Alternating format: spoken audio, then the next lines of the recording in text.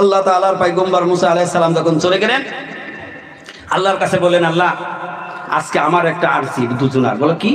বলো তোমার একজন বান্দা, তার এত সম্পদ তুমি দিয়েছো, এত সম্পদের মালিক সে হয়েছে, সে বলেছে তার সম্পদটাকে কমিয়ে দিতে হবে।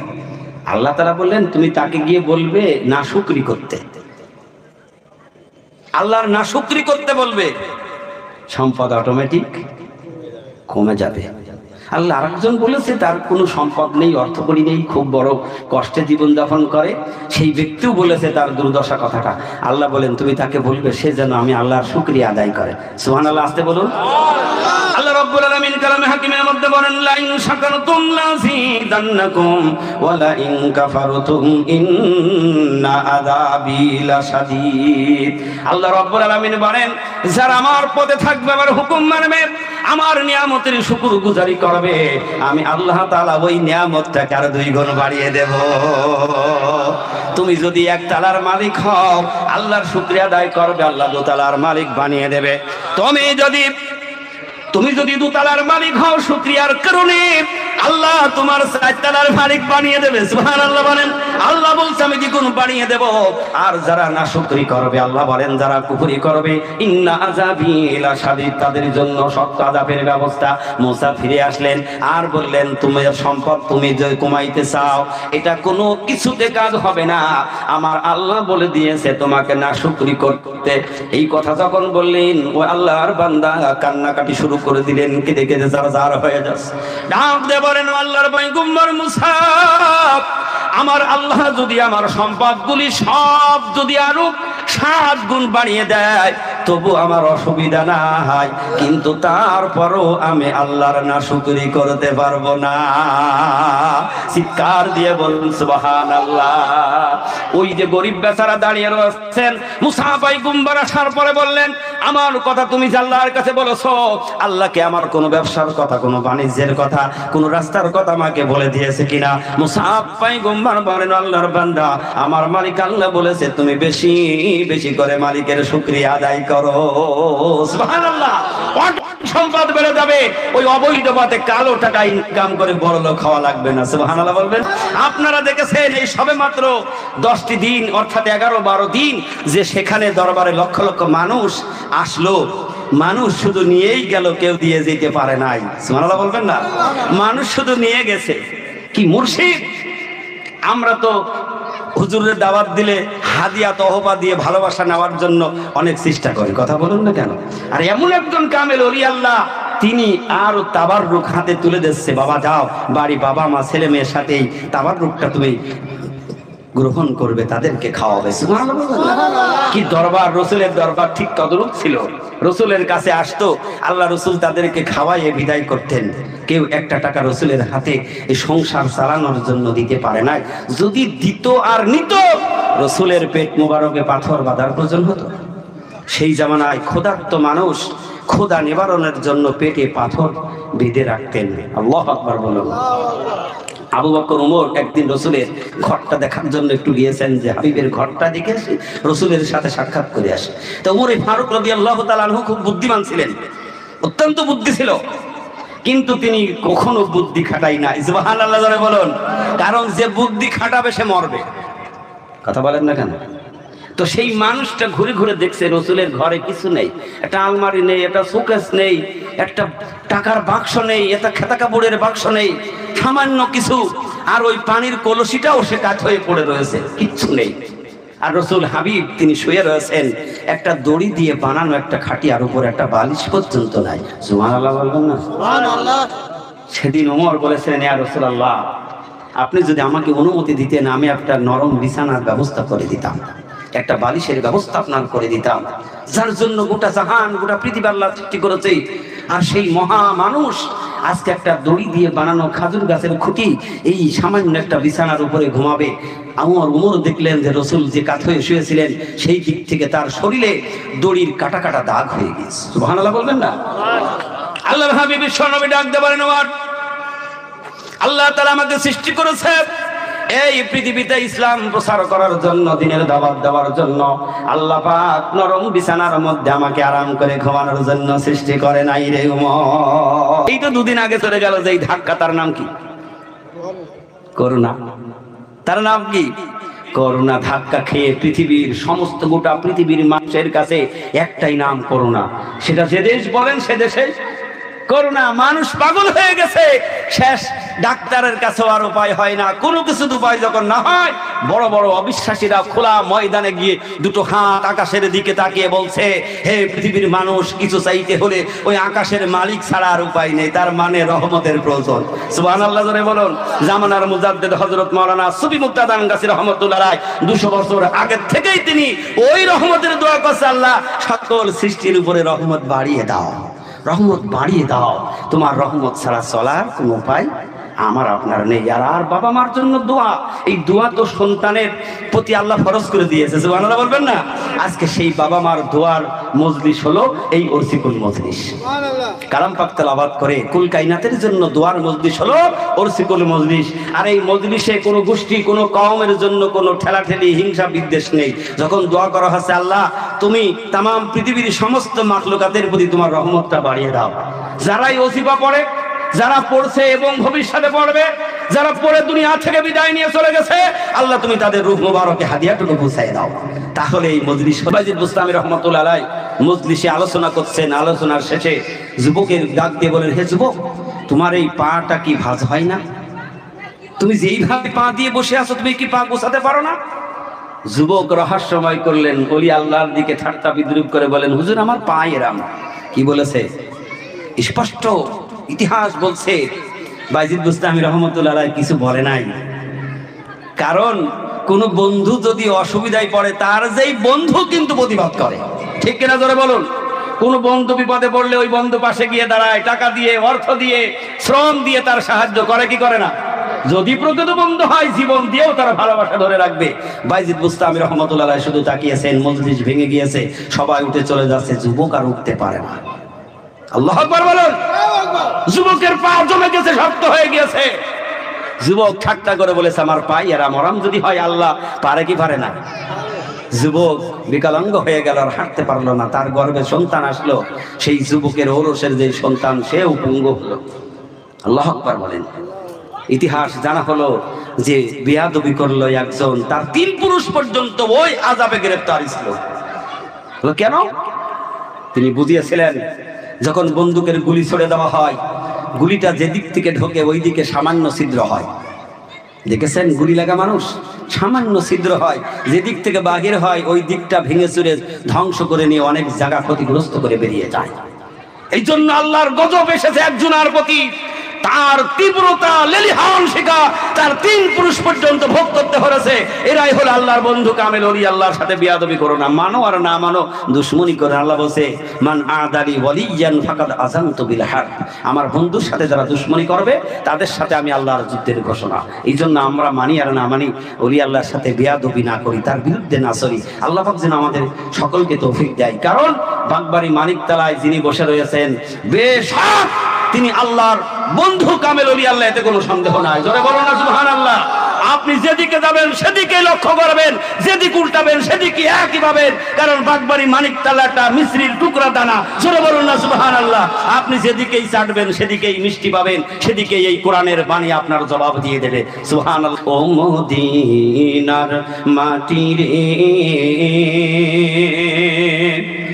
সকল সুখ বুঝি তোর কপালে। ও মদিনার মাটি রে, সকল সুখ বুঝি তোর কপালে। ও মদিনা রে, তোর বুকে আমার নবী, যার লাগি পাগল সবই, যার তরে সৃষ্টি হলো ত্রিভুবন। সুবহানাল্লাহ। ভাবি আমি সারাক্ষণে কখন যাব সেইখানে, ভাবি আমি সারাক্ষণে কখন যাব সেইখানে। সহে না সহে নায়ার পরানে ও মদিনার মাটি রে সকল সুখ বুঝি তোর কপালে ও মদিনারে পাখি যদি হতাম আমি উড়ে উড়ে যেতাম আমি থাকিত না মনে কোনো বেদনা দেহে নাই পাখায় আমার সাথে নাই টাকায় আমার দেহে নাই পাখায় আমার সাথে নাই টাকায় আমার কেমনে কেমনে যাব সেখানে ও মদিনার মাটি রে সকল সুখ বুঝি তোর কপালে ও মদিনারে তোর কাছে গেলে আমি কত সুখী হতাম জানি তোরে আমি বোঝাইব কেমনে রওজা মুবারক দিয়ে নবীজিকে সালাম দিয়ে রওজা মুবারক দিয়ে নবীজিকে সালাম দিয়ে বলিতাম মনের বাসনা ও মদিনার মাটি রে সকল সুখ বুঝি তোর কপালে ও মদিনার মাটি রে সকল সুখ বুঝি তোর কপালে। বর্তমান সমাজ মানুষ ফুটবলের মতো ধাক্কা খাচ্ছে, ঠিক কেন ধরে বলুন? মানুষ কোন রাস্তায় যাবে, কার কাছে যাবে দিশা পাচ্ছে না। এক একজন এক এক কায়দায় মানুষকে বিভ্রান্তি করে মানুষকে ধ্বংসের পাইতারা শুরু করেছে, ঠিক কিনা বলুন? আরো বেশি ক্ষতিগ্রস্ত মানুষ এইটার কারণে। কি কারণ? এর মধ্যে এরম টানলেই দেখবেন এক একজন এক এক কায়দায় টান দিচ্ছে, ঠিক কিনা বলুন? মানুষ কোন দিকে যাবে, কোন পথে চলবে দিশাহারা। আর আমি বলি তুমি একবার চোখ লাগাও কোরআনের পাতায়, সুবহানাল্লাহ জোরে বলুন। কোরআন তোমার সমাধান করে দেবে। সমাধান চাও যদি জীবনে মরণে, ফিরে চাও খুঁজে নাও চোখ রাখো কোরআনে। সমাধান সমাধান চাও যদি জীবনে মরণে, ফিরে চাও খুঁজে নাও চোখ রাখো কোরআনে। তবেই পাবে সুখ শান্তির ঠিকানা, তবেই পাবে সুখ শান্তির ঠিকানা। মেনে যদি নাও তুমি মনে প্রাণে, সমাধান সমাধান চাও যদি জীবনে মরণে, ফিরে চাও খুঁজে নাও চোখ রাখো কোরআনে। সমাধান, সুবহানাল্লাহ। আমার আপনার সমাধান নিতে হলে এই কোরআনের কাছে আসতে হবে। কোরআন বলে দেবে তুমি কার কাছে যাবে, কোন ব্যক্তির কাছে তুমি যাবে। এটা নির্ভেজাল একটা গাইড কিতাব আল্লাহ নাজিল করেছে। কার উপরে? নবীর উপরে, গোটা পৃথিবীর সমস্ত মানব জাতির কাছে। সুবহানাল্লাহ ধরে বলুন। এই মানব জাতি যদি কোরআনের কাছে আসে, সে যে বংশের হোক, সে যে গোত্রের হোক, চেহারা যত খারাপ হোক, সে যত নিচু মানুষ হোক না কেন, আল্লাহ তাআলা আবার শ্রেষ্ঠত্ব মর্যাদা বাড়িয়ে দেবে। সুবহানাল্লাহ বলেন না? আল্লাহর আরশে আজিম পর্যন্ত মর্যাদা বেড়ে যাবে। তাই যদি না হতো হাফসি গোলাম কৃতদাস বিলাল, যে গোলাম যারা গোলাম, চেহারা কালো কুচ্ছিত, আধারে দাঁড়াইলে মানুষ না আধার বুঝা যেত না, দাঁতগুলি উঁচু খাড়া খাড়া, মাথার চুলগুলি তাল গাছ মার্কা। আর সেই বিলাল কোরআনের সংবিধানে আসার কারণে শ্রেষ্ঠ মুয়াজ্জিন হয়ে গেল। সুবহানাল্লাহ বলবেন না? সেই কোরআন আমার আপনার সমাধান করে দিচ্ছে যদি ওই পথে আমি আপনি চলি। আমার আপনার চলার কোনো অসুবিধা হবে না। এই জন্য আপনি কোন ওলি আল্লাহর কাছে যাবেন সে কথা আল্লাহ কোরআনের মধ্যে বলে দিয়েছে। কিন্তু সবাই মানতে পারবে না, পারবে নাকি? এ কোরআন সবাই মানতে পারে নাই। এখনো যারা কোরআন মানে না, বুঝতে হবে আবু জেহেলের গন্ধ তার মধ্যে আছে। কথা বলুন না কেন? কারণ সবাই কোরআন মানতে পারে নাই, ঠিক কিনা দাদা? এই জন্য বুঝতে হবে এই কোরআন আল্লাহ তাআলা যাকে ভালোবেসে ফেলেছে, যার কলিজার মধ্যে কোরআন ঢুকে গিয়েছে আর অন্তর দিয়ে মেনেছে, ওই ব্যক্তি হিদায়াত পাওয়া সম্ভব। আবু জেহেল, আবু দুবা, মুগিরা, আবু সাইবা এরা সারা রাত রাসূলের কোরআন তেলাওয়াত শুনতো, কিন্তু কোরআন শুনেও হিদায়াত হইতে পারে নাই। আর উমর একদিন শুনলেন দিল দিয়ে, অন্তর দিয়ে। একদিন শোনার কারণে আল্লাহ তাআলা তাকে হিদায়াত বানিয়ে দিলেন। এই জন্য শুনতে হলে মন দিয়ে শুনতে হবে, আর তেলাওয়াত করবেন অন্তর দিয়ে করবেন, আল্লাহ তাআলার অফুরন্ত রহমত বরকত নাযিল হবে। সুবহানাল্লাহ জোরে বলুন। আর যার সিনায়ে কোরআন থাকবে সে যদি পাপীও হয়ে যদি জাহান্নামে হয়ে যায়, এই সিনায় আগুন লাগবে না। আওয়াজ দিয়ে বলি সুবহানাল্লাহ। সেই ব্যবস্থা করেছেন জামানার কুতুবারি বিল্লাহর বাদশা হযরত মাওলানা সুফি মুক্তাদান গাসী রাহমাতুল্লাহ আলাইহি। তিনি কি করেছেন? হে বিশ্বের মানুষ, এক আল্লাহর গোলামি করো, এক আল্লাহর হুকুম মানো, আর সেই নবীর তরিকায় চলো, আর তোমরা চারটা জিনিসের উপরে আমল করো। কয়টা জিনিস? আমি বেশি সময় দেরি করব না, যেহেতু ঠান্ডা পড়ছে। আপনারা সেই বাদ মাগরিব থেকে অনেক কষ্ট করে শুনছেন। কষ্ট হয়েছে আপনাদের এই পর্যন্ত? কেউ কষ্ট মনে করছেন? বেয়াদবি মনে করবেন না, মাফ করে দেবেন। কয়টা জিনিসের কথা বলে আমি আমার আলোচনা শেষ করে দেব। কয়টা জিনিস? চারটা জিনিসের দাওয়াত দিয়েছেন। যারা আল্লাহর বন্ধু তারা নিজে কিছু চাই না, চাই নাকি? যে আয়াত পড়েছি তার 3 নম্বর আয়াতে আল্লাহ তাআলা কি বলছেন?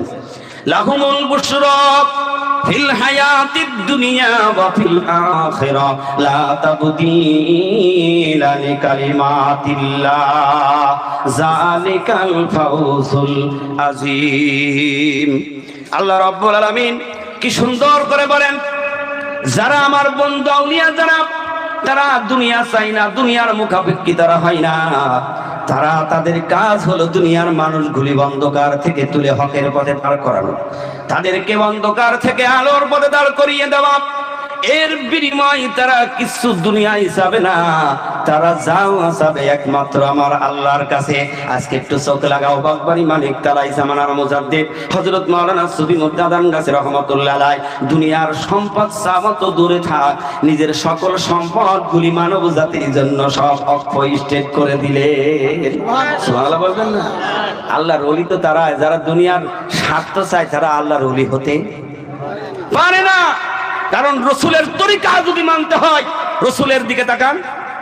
আরবের সবচেয়ে শ্রেষ্ঠ মানুষ, বড় ধনী মানুষ ছিলেন খাদিজা রাদিয়াল্লাহু তাআলা আনহা। তিনি রসুলের কাছে তার গোটা সম্পদ সব অক্ষ করে দিলেন। ইয়া রাসূলুল্লাহ, আজ থেকে এই চাবি আপনার, আলমারি আপনার, আমার সম্পদ আপনার, আমি সব আপনাকে দিয়ে দিলাম। এখন আপনি 2 হাত দিয়ে খরচ করতে পারেন। সুবহানাল্লাহ বলবেন না? আপনাদের বিবির কিছু থাকলে স্বামীর জন্য এগুলি দেয় না? এরকম দেয় না? নাকি আবার পকেট থেকে কেড়ে নেওয়ার চেষ্টা করে? কথা বলেন না কেন? না আপনাদের এলাকায় স্বামী স্ত্রীর মধ্যে কি মিটিং নেই নাকি? বুঝতে পারছেন না, কথা বলছেন না? রসুলের কাছে উজাড় করে দিলেন। আল্লাহ রসুল সব মানব জাতির মুক্তির জন্য, কল্যাণের জন্য ওটা সম্পদ সব বিলিয়ে দিলেন। একদিনও বলে না ইয়া রাসূলুল্লাহ আপনি সম্পদগুলি দিয়ে দিলেন। কারণ যার অন্তরের মধ্যে ঈমান এসে যাবে, তার ওই মনে কাজ করবে যে দুনিয়ার সম্পদ পুঁজি করে রেখে আমার লাভটা কি, আমাকে ফেলে দিয়ে চলে যেতে হবে। তাহলে অবৈধ পথে ইনকাম করার কোনো দাম আছে? আর হক পথে থাকলে আল্লাহ বলছে তুমি যদি সত্যের উপরে থেকে যদি চেষ্টা করো, আমি আল্লাহ তো বাড়িয়ে দেব। শুকরিয়া আদায় করো, আমি আল্লাহ বাড়িয়ে দেব। একটা ঘটনা বলি, শেষ করি। মুসা আলাইহিস সালাতু ওয়াস সালাম আল্লাহর সাথে কথা বলার জন্য তুর পাহাড়ে যাইতেন। কোথায়? তুর পাহাড়ে। পথের মধ্যে 2 জন মানুষ দাঁড়িয়ে রয়েছেন। একজন খুব ধনী মানুষ, এত ধনী, সে বলছে আল্লাহর পয়গম্বর মুসা, আমার আল্লাহ এত সম্পদ দিয়েছে, সংরক্ষণ করার মতো আমার আর ক্ষমতা নেই। তা আমার আল্লাহর কাছে তুমি একটু বলবে আল্লাহ যেন আমার সম্পদটা কমিয়ে দেয়। এই পাগল কয়জন হয়? সম্পদ আমরা কমাতে চাই না বাড়াতে চাই? কথা বলেন না কেন? বাড়াতে চাই। তো বলছে আল্লাহর কাছে বলবে আল্লাহ যেন আমার সম্পদ কমিয়ে দেয়, আমি আর রক্ষণাবেক্ষণ করতে পারছি না, বড় কষ্ট। কিছুক্ষণ হাঁটলেন, আরেকজন যিনি দাঁড়িয়ে রয়েছেন মুসা আলাইহিস সালামকে বলছে আল্লাহর পয়গম্বর আমি বড় দরিদ্র, খুব অভাব, সংসার চলে না, তা আমার এই দুর্দশা কথাটা আল্লাহর কাছে তুমি একটু জানাবে। অপেক্ষায় আছে মুসা কখন ফিরবে, দুজনা অপেক্ষায় আছে সংবাদটা পেলে খুশি হবে কিনা বলুন? এটা খুশি হবে না? ফিরে আসছেন আল্লাহ তাআলার পয়গম্বর মুসা আলাইহিস সালাম যখন চলে গেলেন, আল্লাহর কাছে বলেন, আল্লাহ আজকে আমার একটা আরজি দুজনার। বলো কি? বলো তোমার একজন বান্দা, তার এত সম্পদ তুমি দিয়েছো, এত সম্পদের মালিক সে হয়েছে, সে বলেছে তার সম্পদটাকে কমিয়ে দিতে হবে। আল্লাহ তাআলা বললেন, তুমি তাকে গিয়ে বলবে নাশুকরি করতে, আল্লাহর নাশুকরি করতে বলবে, সম্পদ অটোমেটিক কমে যাবে। আল্লাহ আরেকজন বলেছে তার কোনো সম্পদ নেই, অর্থকড়ি নেই, খুব বড় কষ্টে জীবনযাপন করে, সেই ব্যক্তিও বলেছে তার দুর্দশা কথাটা। আল্লাহ বলেন তুমি তাকে বলবে সে যেন আমি আল্লাহর শুকরিয়া আদায় করে। সুবহানাল্লাহ, আসতে বলুন। আল্লাহ রাব্বুল আলামিন কালামে হাকিমের মধ্যে বলেন, লা ইন শাকারতুম লাযিদান্নাকুম ওয়া লা ইন কাফারতুম ইন্না আযাবি লাশাদীদ। আল্লাহ রাব্বুল আলামিন বলেন, যারা আমার পথে থাকবে, আমার হুকুম মানবে, আমার নিয়ামতের শুকরগুজারি করবে, আমি আল্লাহ তাআলা ওই নিয়ামতটাকে আরো 2 গুণ বাড়িয়ে দেব। তুমি যদি এক তালার মালিক হও, আল্লাহর শুকরিয়া আদায় করবে, আল্লাহ 2 তালার মালিক বানিয়ে দেবে। তুমি যদি 2 তালার মালিক হও, শুকরিয়ার কারণে আল্লাহ তোমার 4 তালার মালিক বানিয়ে দেবে। সুবহানাল্লাহ বলেন। আল্লাহ বলছে আমি দ্বিগুণ বানিয়ে দেব। আর যারা নাশুকরি করবে, আল্লাহ বলেন যারা কুফরি করবে, ইন্না আযাবি লাশাদীদ, তাদের জন্য শক্ত আযাবের ব্যবস্থা। মুসা ফিরে আসলেন আর বললেন, তুমি সম্পদ তুমি যে কমাইতে চাও, এটা কোনো কিছুতে কাজ হবে না, আমার আল্লাহ বলে দিয়েছে তোমাকে নাশুকরি করতে। এই কথা যখন বললেন, ওই আল্লাহর বান্দা কান্নাকাটি শুরু করে দিলেন, কেঁদে কেঁদে জার হয়ে যাচ্ছে।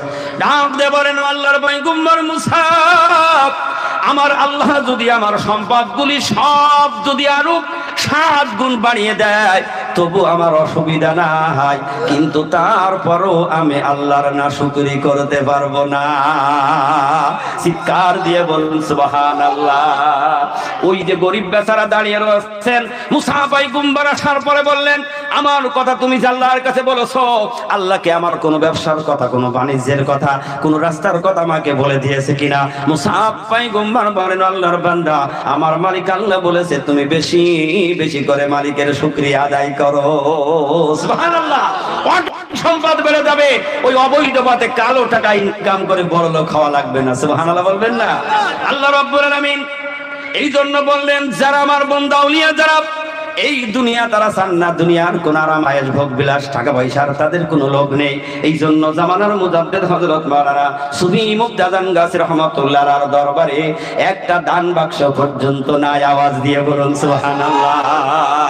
হেডলাইনে লিখে দিয়েছেন, ওজিফার কার্ডের মাথায় বিনা পয়সায় দিন ও দুনিয়ার শান্তি ও মঙ্গল। কিন্তু মনে করতে পারেন যে বিনা পয়সায় হয় কি?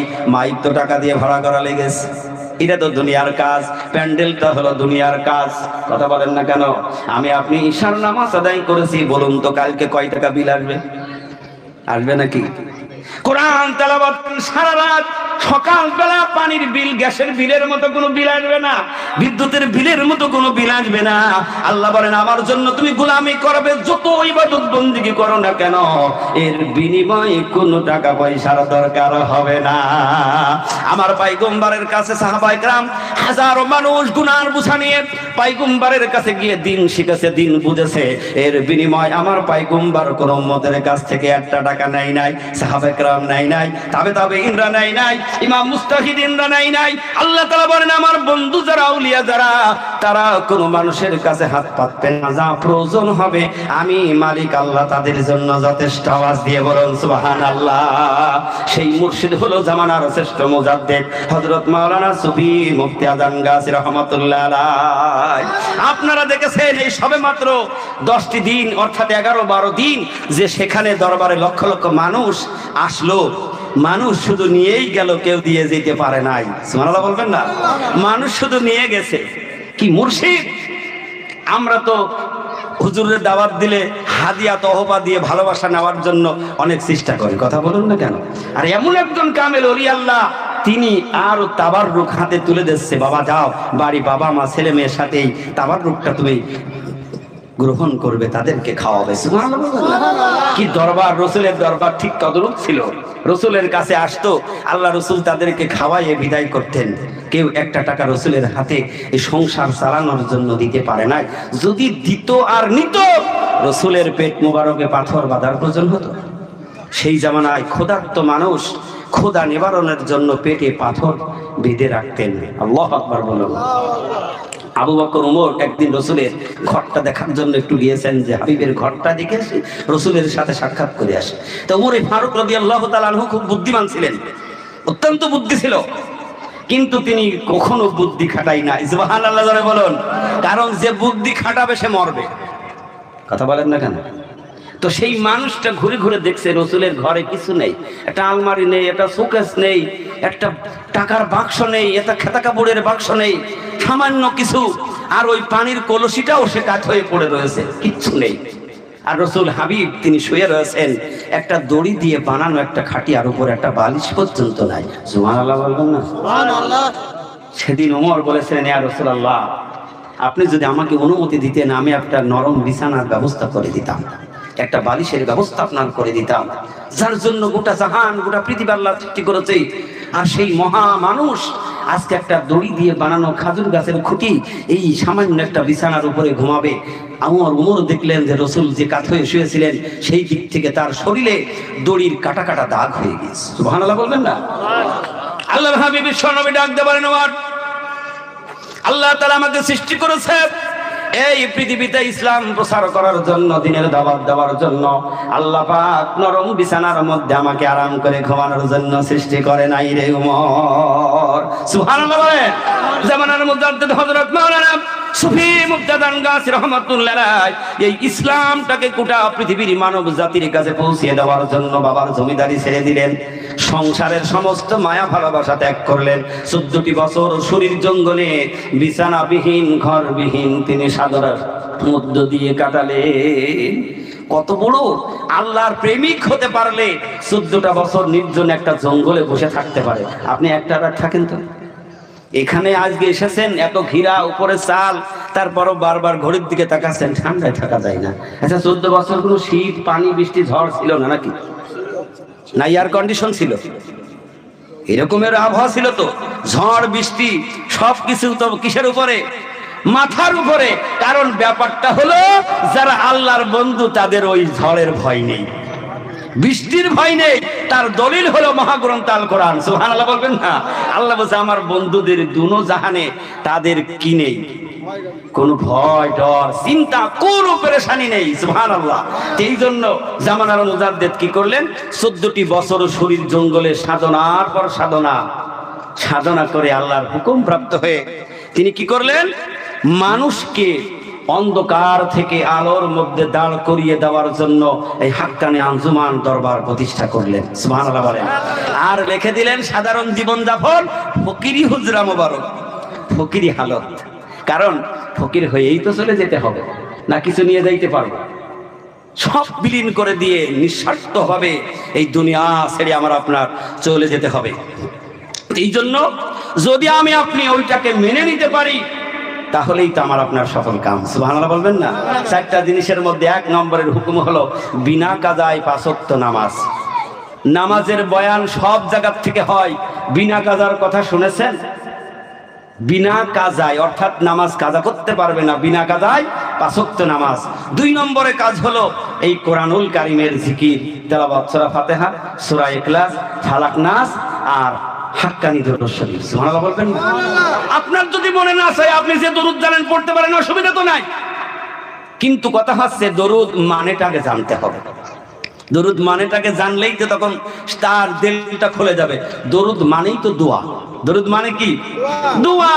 আপনি লম্বা দোয়া করবেন, আল্লাহ বেজার হবে না খুশি হবে? হাক্কানি দরুদটা হলো লম্বা দোয়া। এই দোয়া লম্বা দোয়া, তাহলে আল্লাহ খুশি হবে কি হবে না? আমি যদি আপনার বাবা মা আপনার পূর্বপুরুষের জন্য যদি দোয়া করি, আপনি খুশি নাই? এখানে রসুলের জন্য দোয়া হচ্ছে, রসুলের সহধর্মিনী তার বংশধর আল আওলাদের জন্য, সাহাবায়ে কেরামের জন্য, তাবিঈনদের জন্য, সকল উম্মতে মুহাম্মদের জন্য। আবার কি হচ্ছে? আমার আপনার পিতা ইব্রাহিম আলাইহিস সালাতু ওয়াস সালাম এবং তার বংশধরের প্রতি আল্লাহ তুমি যে রকমের সালামতি শান্তি কায়েম করেছো, ওই রকমের অফুরন্ত রহমত বরকত অবতীর্ণ করো। এইটাই দোয়া, বলেই তো হলো হাক্কানি দরুদ শরীফ। সুবহানাল্লাহ। তাহলে সেই দরুদ শরীফ 6 কথার মুনাজাত। প্রথম মুনাজাতের অংশ হলো ইলাহি রহমত জিয়াদা করো কিয়ামত তক তামামের উপর। আল্লাহ তুমি তো রহমত দিয়েছো। কোরআনের মধ্যে আল্লাহ বলছে রহমাতি ওয়াসিআত কুল্লা শাই।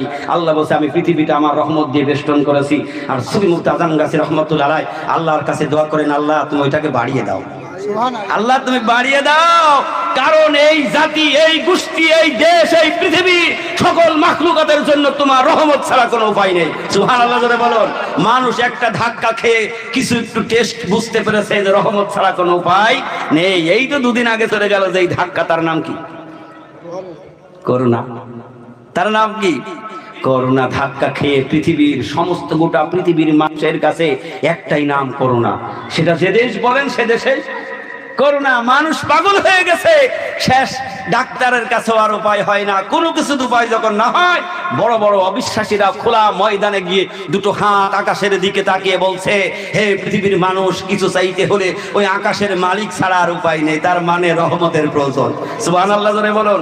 জামানার মুজাদ্দিদ হযরত মাওলানা সুফি মুফতি আজম গাছী রাহমাতুল্লাহ আলাইহি 200 বছর আগে থেকেই তিনি ওই রহমতের দোয়া করছে, আল্লাহ সকল সৃষ্টির উপরে রহমত বাড়িয়ে দাও, রহমত বাড়িয়ে দাও। তোমার রহমত ছাড়া চলার কোনো উপায় আমার আপনার নেই। আর বাবা মার জন্য দোয়া, এই দোয়া তো সন্তানের প্রতি আল্লাহ ফরজ করে দিয়েছে। সুবহানাল্লাহ বলবেন না? আজকে সেই বাবা মার দোয়ার মজলিস হলো এই ওরসিকুল মজলিস। কালাম পাক তেলাওয়াত করে কুল কায়নাতের জন্য দোয়ার মজলিস হলো ওরসিকুল মজলিস। আর এই মজলিসে কোনো গোষ্ঠী, কোনো কওমের জন্য কোনো ঠেলাঠেলি, হিংসা বিদ্বেষ নেই। যখন দোয়া করা হচ্ছে, আল্লাহ তুমি তাম পৃথিবীর সমস্ত মাখলুকাতের প্রতি তোমার রহমতটা বাড়িয়ে দাও। যারাই ওজিফা পড়ে, যারা পড়ছে এবং ভবিষ্যতে পড়বে, যারা পড়ে দুনিয়া থেকে বিদায় নিয়ে চলে গেছে, আল্লাহ তুমি তাদের রূহ মুবারকে হাদিয়াটুকু পৌঁছায় দাও। তাহলে এই মজলিস হলো কালাম পাকের মজলিস, হেদায়েতের মজলিস। অর্থাৎ এই কালাম পাক পৃথিবীতে কোনো গোষ্ঠীর জন্য নাজিল হয় নাই। ঠিক কিনা জোরে বলুন। এই জন্য আমায় এই কালাম পাকটা কি আছে সেইটা বোঝানোর জন্য আমি আরো কিছু শেরের অংশটা বাকি রয়েছে। সমাধান চাও যদি জীবনে মরণে, ফিরে চাও খুঁজে নাও চোখ রাখো কোরআনে। এই যে চির অম্লান চির মুক্তির ডাক, এই যে মহাবাণী খোদারি কালামে পাক। এই যে চির অম্লান চির মুক্তির ডাক, এই যে মহাবাণী খোদাই কালামে পাক। এই দুনিয়ায় আর সেই দুনিয়া, এই দুনিয়ায় আর সেই দুনিয়া, শান্তি পাবে তুমি দো জাহানে। সমাধান সমাধান চাও যদি জীবনে মরণে, ফিরে চাও খুঁজে নাও চোখ রাখো কোরআনে। তবেই পাবে তুমি শান্তির ঠিকানা, তবেই পাবে তুমি শান্তির ঠিকানা। মেনে যদি নাও তুমি মনে প্রাণে। সমাধান সমাধান চাও যদি জীবনে মরণে, ফিরে চাও খুঁজে নাও চোখ রাখো কোরআনে। এ বাণী সকলের নয় শুধু মুমিনের, এ বাণী সকলের নয় শুধু মুমিনের, যারাই চলবে মেনে ফল পাবে কোরআনে। এ বাণী সকলের নয় শুধু মুমিনের, যারাই মেনবে চলে ফল পাবে কোরআনে। হলে বলো কিবা রাত্রি বলো, হলে কি বলো কিবা রাত্রি বলো, অশান্তি দূর করে শান্তি আনে। সমাধান সমাধান চাও যদি জীবনে মরণে, ফিরে চাও খুঁজে নাও চোখ রাখো কোরআনে। যাহার পরশ পে পাথর হলো সোনা। সুবহানাল্লাহ। যাহার পরশ পে পাথর হলো সোনা, সন্দেহ ভুল নেই তার একটি কোনা। এই যে মহাবিপ্লব পিছে ফেলে যত সব, এই যে মহাবিপ্লব পিছে ফেলে যত সব, এগিয়ে চলে সে অগ্রপানে। সমাধান সমাধান চাও যদি জীবনে মরণে, ফিরে চাও খুঁজে নাও চোখ রাখো কোরআনে। তবেই পাবে তুমি শান্তির ঠিকানা, তবেই পাবে সুখ শান্তি শান্তির ঠিকানা, মেনে যদি নাও তুমি মনে প্রাণে সমাধান, ও সমাধান, সমাধান চাও যদি জীবনে মরণে, ফিরে যাও খুঁজে নাও চোখ রাখো কোরআনে। সুবহানাল্লাহ। তাহলে আজকে আমাদের সমাধান হলো মহাগ্রন্থ আল কোরআন। এই কোরআনের মধ্যে যেই পথ নির্দেশ কোথাও খুঁজে পাওয়া যাবে না। এই জন্য কামেল ওলি আল্লাহ হাক্কানি আঞ্জুমান আজানগাছি রহমতুল্লাহ আলাইহির পথ নির্দেশ হলো কোরআনের আদেশ। এই নামাজের কথা কোরআনে আছে না নাই? কথা বলুন না কেন? নামাজের কথা আছে না নাই? এই কোরআনের মধ্যে আল্লাহ তাআলা বলেছেন যে তুমি বেশি বেশি করে কোরআন তেলাওয়াত করো। সূরা ফাতিহার কথাটাই শুনুন, আল্লাহ পাক বলছেন ওয়ালাকাদ আতাইনা সাবআম মিনাল মাসানি ওয়াল কুরআনিল আযীম। আমি 7 আয়াত বিশিষ্ট মহা কোরআন দান করেছি বারংবার বারংবার তেলাওয়াতের জন্য। আপনি না পড়ে থাকতে পারবেন? আল্লাহর হুকুম যে তুমি বারবার তেলাওয়াত করো। এই জন্য কালাম পাকের তেলাওয়াত দিলেন। 3 নম্বরের শর্ত দিলেন হালাল রুজি রুটি। হালাল রুজি রুটি না হলে কোনো ইবাদত কবুল হবে না। কে বলেছেন? আল্লাহ বলেছেন এই কোরআনের মধ্যে। অনেক আয়াত আল্লাহ নাযিল করেছেন। আল্লাহ রসুলকে কি সুন্দর করে ডাকলেন। আল্লাহ রসুলকে তারা হাবিবকে বলছেন, কিন্তু হাবিব কি হারাম খেয়েছে? কোন গুনার কাজ করেছে?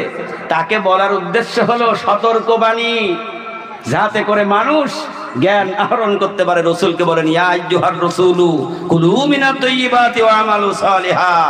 হে আমার হাবিব, আগে হালাল খাও তারপরে আমল করো। সুবহানাল্লাহ। জামানার মুজাদ্দিদ হযরত মাওলানা সুফি মুফতি আজানগাছি রাহমাতুল্লাহ আলাইহি এই আমার আপনার নামাজ, রোজা, হজ, যাকাত, তাসবিহ, তাহলিল, দান, সাদকা আল্লাহর কাছে কবুল হওয়ার জন্য 3 নম্বরের শর্ত দিলেন হালাল রুজি রুটি। হালাল রুজি রুটি, হালাল রুজি রুটি, কোন হারামের সাথে সম্পর্ক করো না, তুমি আল্লাহর প্রকৃত ঈমানদার বান্দা হইতে পারবা না। ৪র্থ নম্বরে বললেন সাধ্যমতো তাকওয়া পরহেজগারি। তাকওয়া হলো আল্লাহর ভয়। তাকওয়া মানে কি? আল্লাহর ভয়। যে ব্যক্তি আল্লাহর ভয় করে চলবে ওই ব্যক্তির দ্বারা কখনো দুনিয়ায় একটা খারাপ কাজ হতে পারে না। এই জন্য রাত অনেক হয়ে গিয়েছে, আমি আর আপনাদেরকে সামনের দিকে নিয়ে যেতে চাচ্ছি না।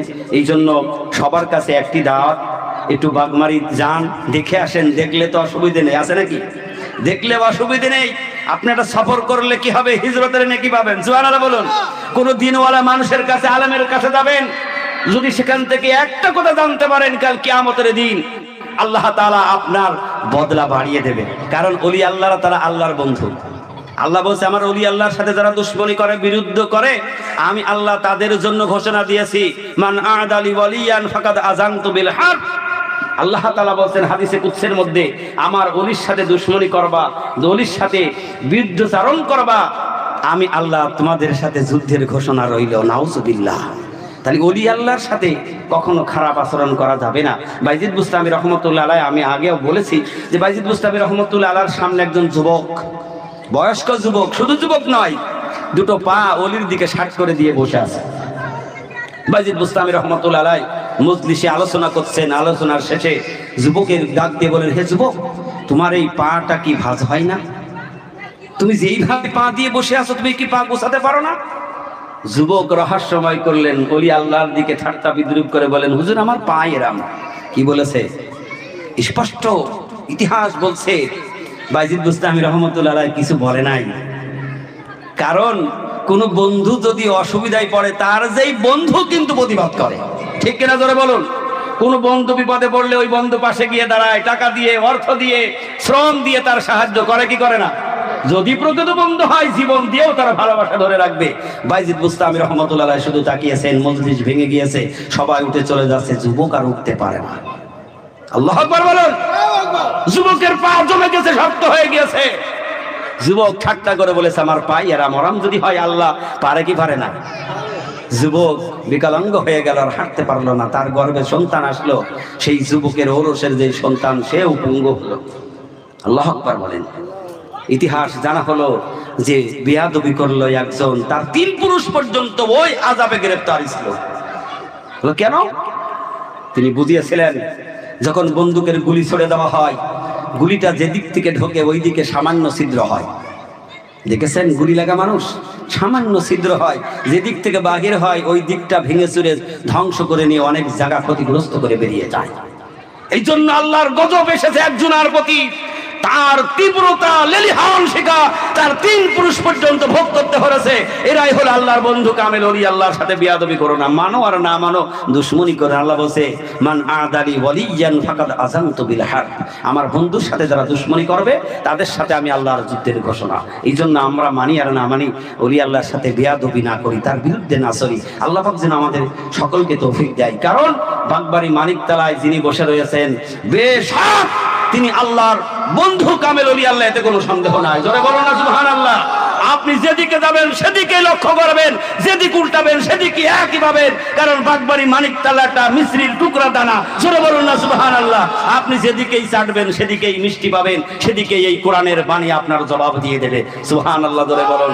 ভুল ধরার মতো ক্ষমতা কারোর নয়, কারণ নিজের ইচ্ছায় দরবার চলে না, দরবার চলে আল্লাহর ইচ্ছায়। যা চলে কত নির্দেশ হলো কোরআনের নির্দেশ। এই জন্য বলা হচ্ছে এই দরবারটা হলো মদিনাওয়ালা দরবার।